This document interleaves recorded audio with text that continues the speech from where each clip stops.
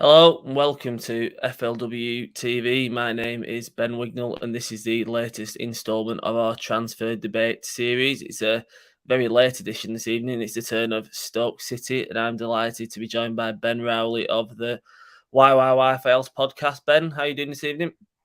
I'm all right, Ben. Yeah, thank you. Good. How are you? Yeah, I'm good. Good stuff, Ben. If you are a Stoke fan watching this, please, do not hesitate to get in touch with us in the comments. Whether that's on YouTube or on Facebook, and please don't forget to share this on whatever platform you're watching on. Now, without further ado, let's get on with talking all things transfer window. Sorry, with Stoke this month.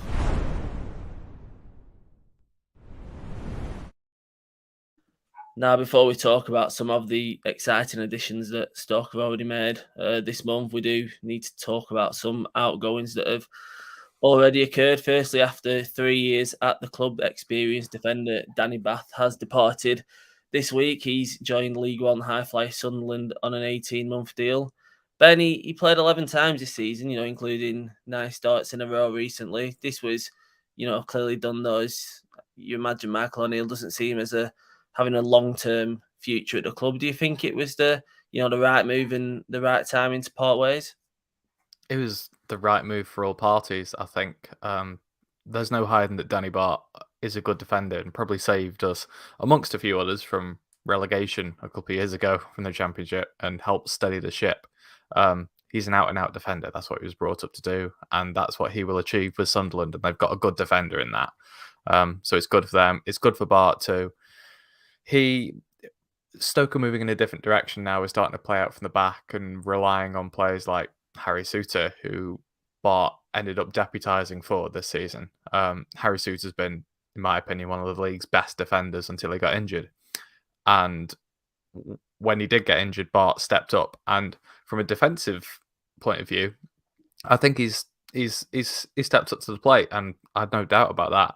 It's the bringing the ball forward that he's been really struggling with, and it's why Stoke have been struggling recently. I think it's not all down to him, but since we've lost so many players to injury, we've lost that fluidity, and going from back to front has been very, very difficult in the last few weeks. Hence, we've been losing games. Hence, we've been looking so bad as well. So I'm pleased to see replacements come in, particularly more ball playing centre backs, and I think they're good replacements for him. I think one thing that we could miss is leadership, perhaps going forwards. I know that some players who've come in are on short-term deals. Bart was, a good leader at the back, and I hope going forwards we can replace that sort of leadership. Yeah, he'll definitely certainly bring some experience to Sunderland's defence in League One. You think that could be a real kind of promotion-inspired signing for them? Another player who departed Stoke this month and another defender is Leo Ostergaard, the Norwegian centre-back signed from Brighton on loan in the summer, but after 13 appearances, he was recalled by the Seagulls and immediately headed off to Serie A with Genoa in Italy. Were you surprised, Ben, that this happened? He did have spells where he was kind of out the team and on the bench, but with Harry Souttar's season-ending injury in November, personally, I was expecting him to be, straight back in there as a regular, especially how well he did with Coventry last season. But it just kind of didn't work out like that, did it? It didn't. Ostergaard was best placed with Souttar in the team. We had that back three of Ostergaard, Souttar, and Wilmot, and they were generally looking like some of the best back three, or amongst the best back three in the league, along with Smith and Time on either side of them. And it's a shame Souttar's injury really did bring the house down. Ben Wilmot isn't a natural left-sided centre back. James Chester is, and albeit I do think James Chester's days are numbered at Stoke. I think O'Neill saw fit to move Wilmot back to that right hand side where, perhaps with the lack of pace of Danny Bart and the lack of playing out from the back, Smith on that right flank needed a bit of help from Ben Wilmot. And, Chester being that left footed player on the other side meant that Leo Ostergaard missed out. And I'm disappointed with that because I really liked Ostergaard. Not only was he a good defender, good with his head, good with his feet relatively, although he's been caught a few times for Stoke this season. He clearly was enjoying his football, which is a big shame. When he did play, he was getting the fans riled up. Uh, it is a shame to see a player like that go. It's a shame that we couldn't find room for him, but that's O'Neill's choice at the end of the day. I think had Suter been fit, it would have been Ostergaard for the remainder of the season, even though he was in and out of the team himself then. But I think he's just an unfortunate casualty of that injury and a number of injuries around the Stoke team too. Maybe with Nick Powell ahead, the midfield would have been a bit different. And there's a lot of cogs that fit together, particularly at the start of the season when we were playing so well. We've lost a lot of those cogs now. So Ostergaard is a casualty of that readjustment, just like Danny Bart is, to be fair. Yeah, it's a shame to see how it panned out. He's still a very good defender, and he'll have to now prove himself in Italy. Now, there were two centre-backs who departed the club earlier this month. Let's talk about two who arrived.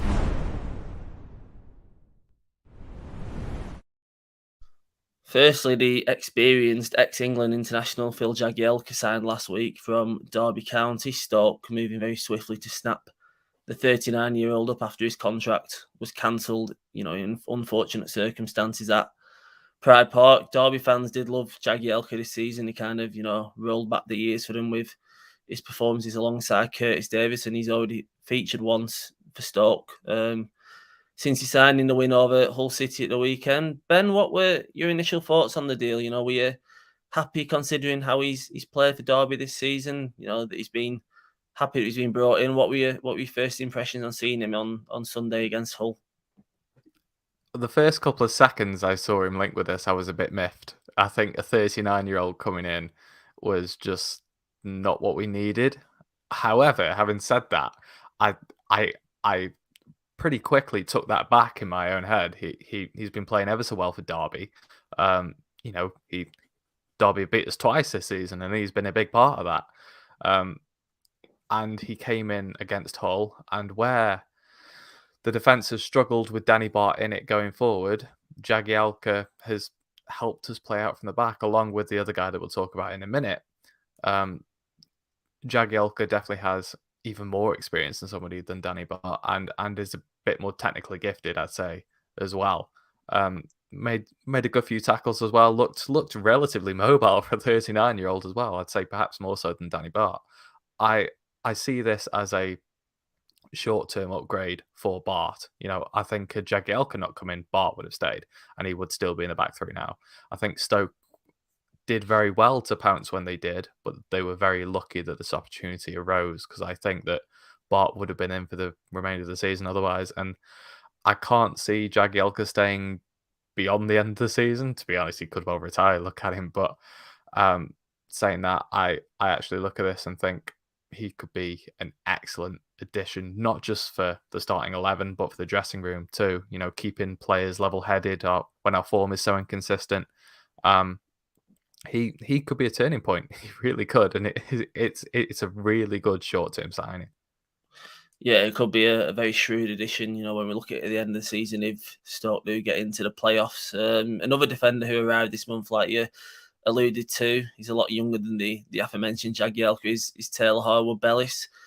19-year-old, despite being 20 years Jagielka's junior, some decent experience. He played for Blackburn on loan last season. He's spent the first half of the season at Anderlecht in Belgium. He arrived from Man City until the end of the season, and like Jagielka, made his debut in the 2-0 win against Hull. Ben, what did you make of him in his debut, and do you think he's a suitable Leo Ostergaard replacement, kind of a like-for-like option? I think for somebody that's 19, I think one game is hard to judge in a Stoke shirt. And to be honest, all I've gone off with Harwood-Bellis was what I've heard from other teams, being on loan at Blackburn, being on loan with Belgium and Vincent Kompany, being at Man City in the first place are all great accolades. Whether he's ready to step up to be first choice in the Championship, who knows? But there was no reason why against Hull it would seem otherwise. He looked good. He looked confident. I think having someone like Jagielka next to him is invaluable for him and for Stoke. And if he's got that natural ball-playing ability that he would have had through Man City's academy, he looked confident. He looked stronger than I thought he would for a young lad as well. Decent in the tackle. I know Hull City aren't always the most frightening opponent. I understand that, but it's a good signing. I think it's good that we have made a signing, considering that if we're not going to play Ostergaard, if the manager wasn't happy with him, we had to bring somebody in. And if this makes O'Neill more confident to play the way that he wants to play, I'm all for it, because again, it's not just him and his individual ability that's going to affect this team. It's all the cogs in the system, and he could be a better cog in this Stoke City system that O'Neill wants. Yeah, I remember seeing Harwood-Bellis for the first time as a 17-year-old for Man City against Preston North End. I think it was in 2019. He looked very, very classy, very assured on the ball. That was with no experience. So with a few seasons now under his belt, it could be a very shrewd signing for Stoke. We've got a comment from One Rovers Vlogs here. Evening, lads. Congrats on 600 subs. Thank you. One Rovers Vlogs. Thank God Stoke made a few centre-back signings. Thank God Connor Taylor gets to stay with us. Yeah, young centre-back for Stoke who's been impressing in League Two this season under Joey Barton. He will remain at the Memorial Stadium for the remainder of the season. Another signing that happened this week for Stoke was the permanent addition of Lewis Baker from Chelsea. The midfield has been out on various loans over the years, but this one's finally a permanent move away from Stamford Bridge. He's still only 26-year-old, and he's been keeping fit this season in the under-23s for Chelsea. Another one to make his debut against Hull this past weekend, albeit off the bench. Ben, do you think he had something, different to what the club have already got in midfield? And, where do you see him fitting in both, short term and long term? There's a lot of options in that midfield, isn't there? The likes of Powell, Vrancic, and you've got Joe Allen, Sam Clucas, Jordan Thompson, kind of list endless, even with, Romain Sawyers out on the sidelines, but he should be back before the end of the season. So, where do you think Baker fits in with all those options? To be honest, it really is an embarrassment of riches when you put it like that. We on paper have a fantastic midfield. Where does he fit in? I mean, currently he goes straight in the team for me. It's difficult because he said in his interview that he prefers to be a more defensive midfielder, and that would suggest in that case he's displacing Joe Allen. Now he's our captain and our highest paid player. Would O'Neill drop him for that? I don't know. Would he inject a bit of pace, a bit of class on the ball, a bit of a scoring touch as more of a number 8? I'd see that for the short term more likely, yeah. There are games where Mary Vrancic is 32. He's been class for Stoke this season on the whole. Really, really class. Great signing. One of the signings of the season, I think. But he's getting older, and you could tell over the last few weeks as he's been forced to play more games as other players have been injured, he's getting tired. As are players like Sam Clucas, who's also getting on. Jordan Thompson will only just be coming back from fitness. Nick Powell is still out. Romain Sawyers is out. So yeah, we needed a player like him just to breathe a bit of energy to the midfield. And I think he will do that in the short term. Long term, he could be the guy to replace Joe Allen. He's out of contracts at the end of the season. If he doesn't agree a new deal, or even if he does agree a deal on lesser wages, there's less reason to play him. And as someone who's, Stoke have, in my decade of following them, have been used to signing players that have been washed up at these bigger clubs and never playing, and yet normally we get them in their late 30s, and he's 26. That's a great age, and I think he could be perhaps the long-term mainstay in midfield that we need. And again, it's just a bit of energy that we've been lacking. And it's great. It's a great signing. I know that other Championship clubs have been wanting him over the last few years. Yeah, it's a great signing from my point of view. So needed, and it could be a season changer for us.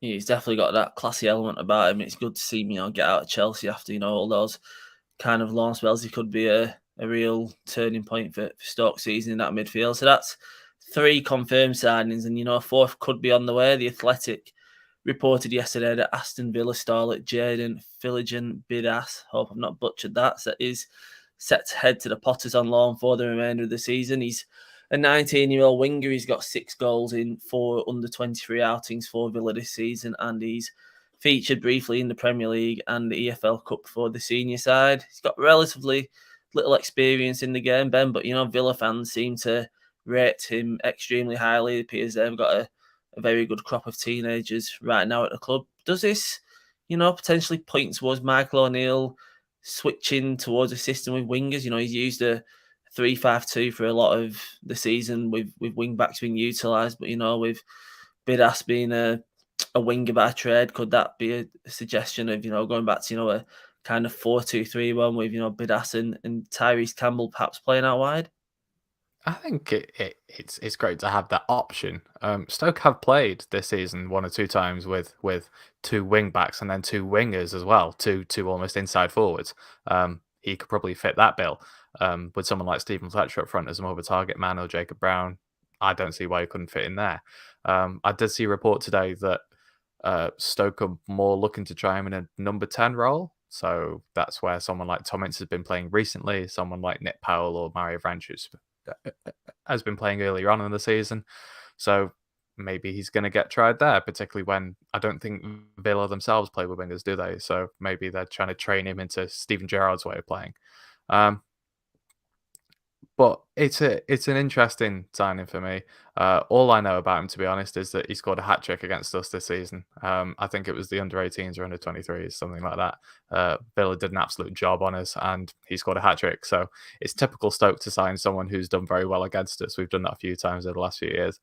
But this one for me is good as an option. I don't know whether he's going to be necessarily starter. He could develop to be. If he really is as good as Villa fans say, then he could well be a mainstay in the team. But we've got a lot of great options, don't forget, particularly in midfield.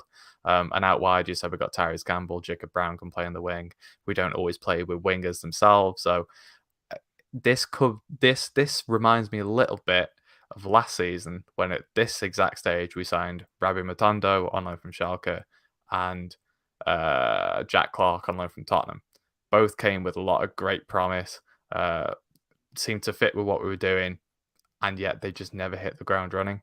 That might not be the case this time, but I'm hoping he doesn't go the same way as those, and he's actually a genuine option for this Stoke team. Because with the injuries at the moment, by God, we need it. And when the other players come back, it's great to have someone so young and talented who will bring something so different to what we have already to the competition. Yeah, it's definitely going to be an interesting option for Stoke if that move does get completed, and we have no reason to believe it shouldn't. Don't forget, Stoke fans, if you do want to leave a comment about any of the transfer business your club has done, then please do get involved in the comments.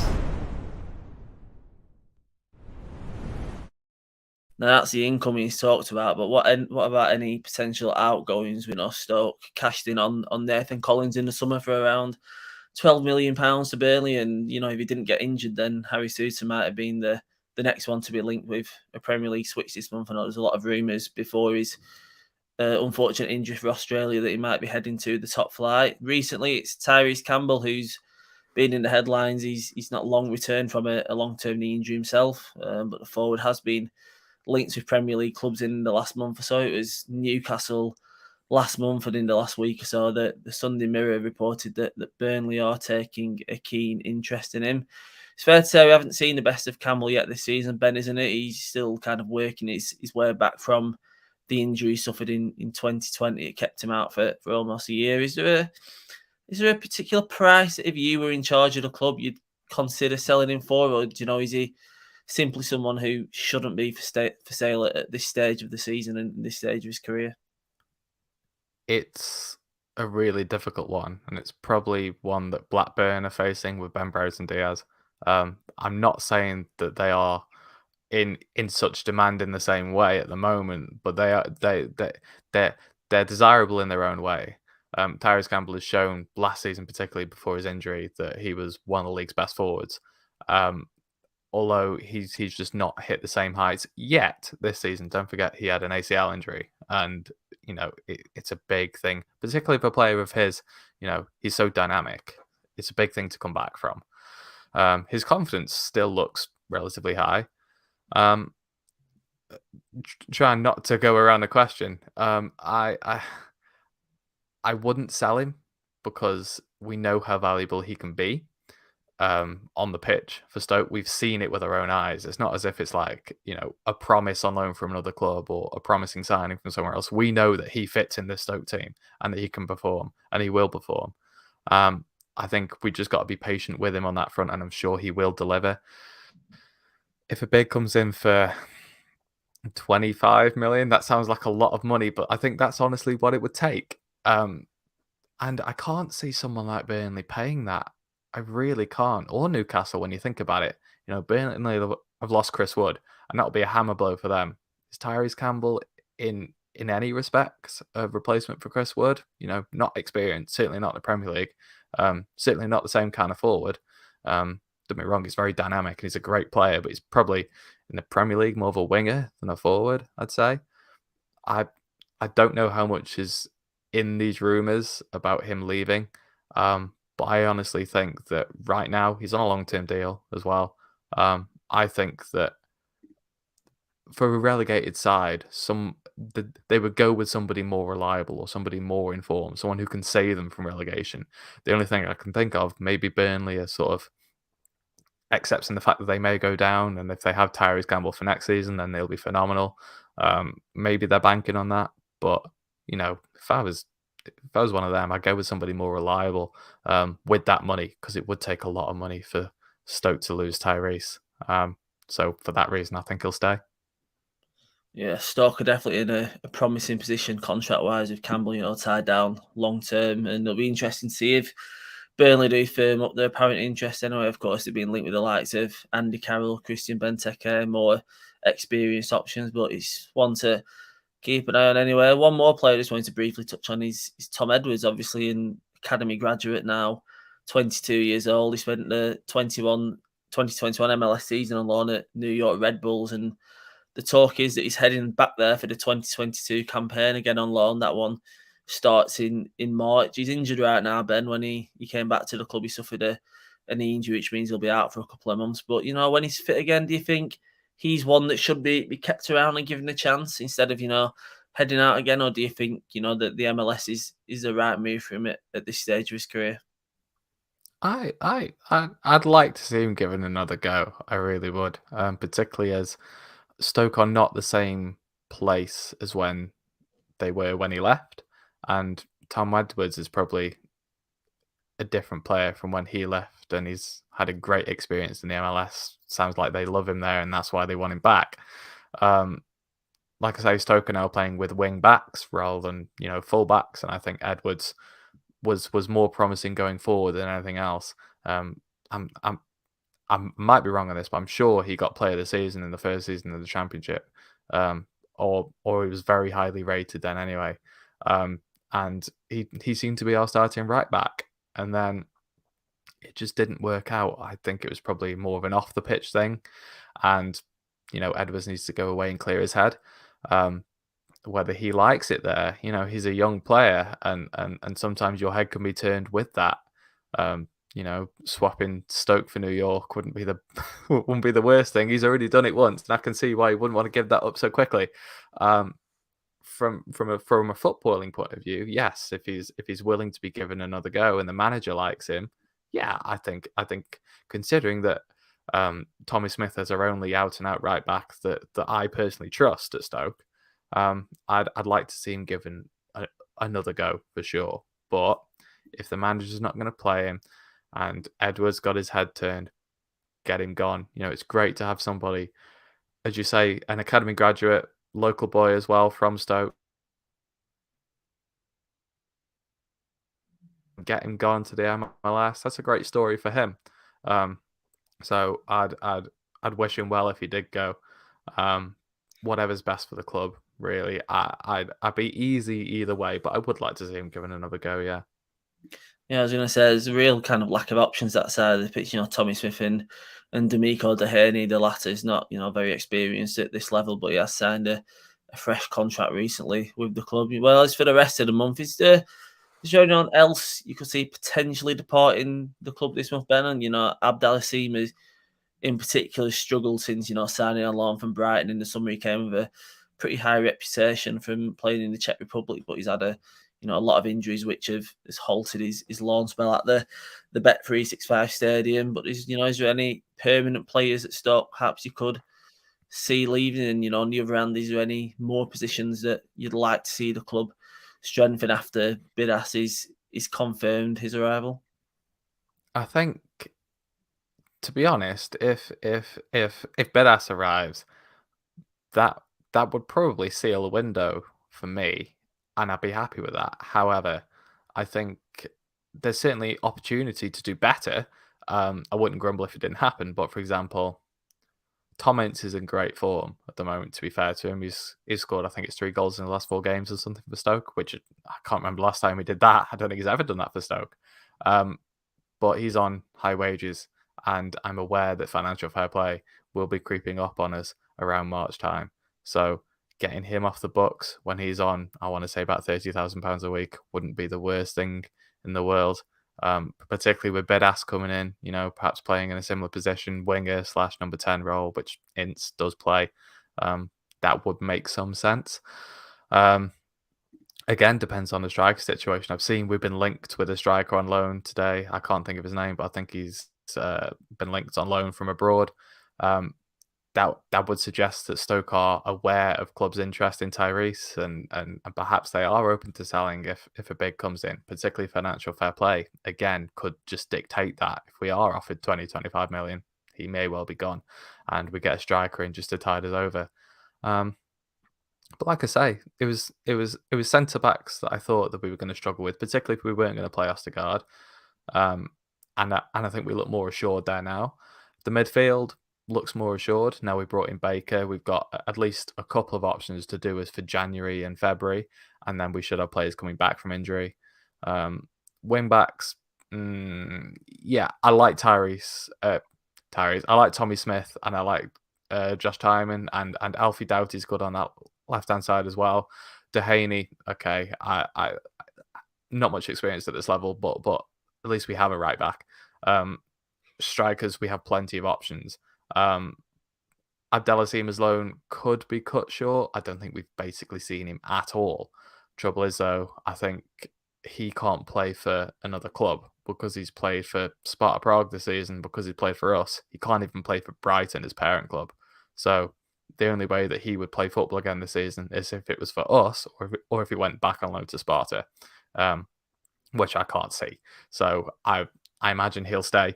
The only one I think could leave, it'd be very harsh, would be Sam Surridge up front. He had a good start to the season, 2 goals in 2 games, I think, but he's not delivered since. He's got a high expected goals, but my God, he's missed a few chances, and maybe his confidence is low, and a loan just to get him some regular game time while he's out of favour wouldn't be the worst thing in the world. He's a young striker, and like I say, a loan would do him good, and therefore we probably need somebody to replace him. But long story short on that, with Bidas looking like he's going to come in, I'd be happy if the window slammed shut tomorrow. I'd be very disappointed if we lost one of our top players. Most likely would be Tyrese. I can't see that being someone like Nick Powell and Harry Suter, who's injured, Joe Bursick the same, probably our most valuable players. Besides that, I think Tyrese is the only one anyone will plump up any money for. And as I said earlier, I can't see that happening. So I think it'll be a very good window for Stoke. And having come into January thinking we've got a lot of work to do if we want to get in the playoffs this season, we've done the groundwork in the January transfer window. And if these signings perform, we may well get there. And that's exciting.